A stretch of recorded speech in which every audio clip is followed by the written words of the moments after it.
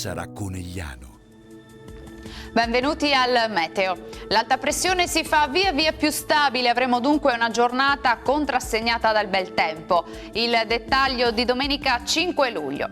Sul Veneto la previsione ci dice che sarà asciutto e stabile con ampio soleggiamento, vedete un po' su tutte le province. Non sono attese piogge degne di nota e il cielo si presenterà al massimo velato.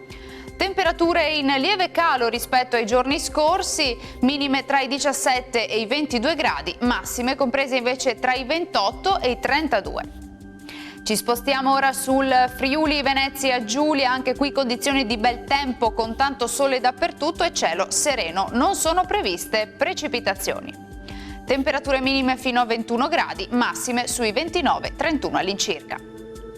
Infine diamo uno sguardo alla situazione del Trentino Alto Adige, anche qui avremo qualche addensamento sui settori di confine ma senza ulteriori conseguenze, per il resto sarà soleggiato.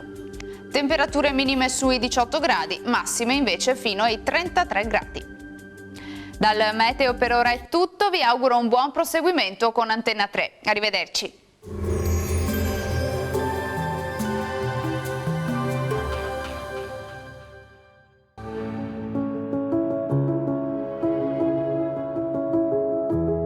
Ad accogliervi sarà Conegliano.